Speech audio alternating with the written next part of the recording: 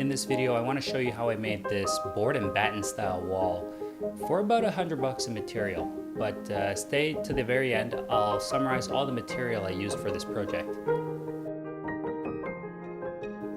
I'm the type of person who's not very good at visualizing things, so I'm using painter's tape here to outline the general design. I'm thinking nothing fancy, just simple vertical panels. I'll sleep on this decision for a few days before I finally commit. So let's get started. First step after moving my furniture is to find the studs. I like to get this out of the way early. With my trusty stud finder, I'll mark the edges of all the studs with a pencil. I'll need these for later. I'm ready to install the header now. I bought MDF boards that were 144 inches long, and luckily my wall is only 135 inches, so I'll have a seamless header. Simple cut here with a circular saw, and I'm ready to nail this in. If you don't have a saw, you can make these cuts at Home Depot. The first piece is ready to go up. A second set of hands would be very helpful here. Luckily, my brother-in-law is here to help today. We're using a laser level to establish a straight header since I'm removing the tape. You don't need one, but it will speed things up. If you're curious, this is 5 feet high and my ceilings are 8 feet. Some construction adhesive on the back, and up goes the header.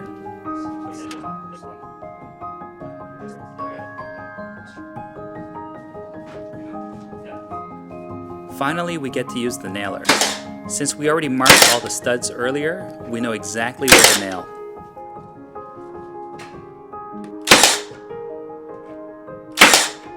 My existing baseboard isn't a good match for the MDF molding, so I'll want to remove that. Box cutters and some sort of pry bar work great here.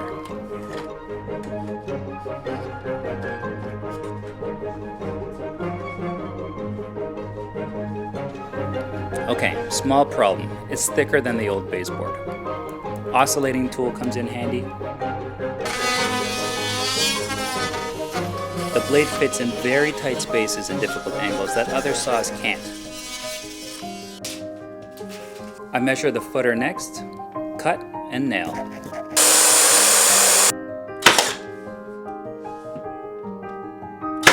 I'm ready for my vertical boards now.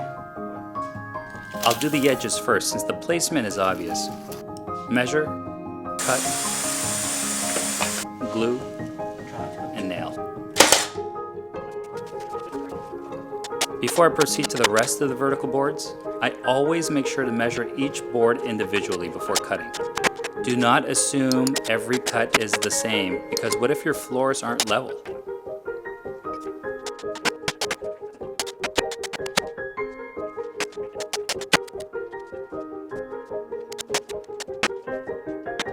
Sometimes the walls aren't perfectly flat. I'll use shims in that case to get it flush. We're almost done now. Wood filler in any of the gaps and where the nails went. Let it dry and then sand it.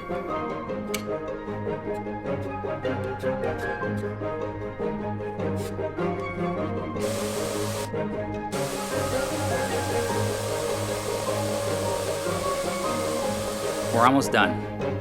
Paint, then fill in the seams with caulking.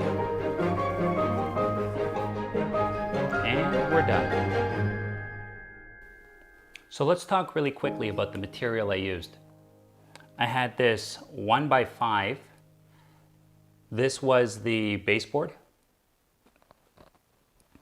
I have the 1x3. This was the vertical panel. I bought 1x4, which was the header that went on top, like this. And I have this 1x2, which I forgot to record, but it went on top. I think it adds a nice look. Then we used construction adhesive,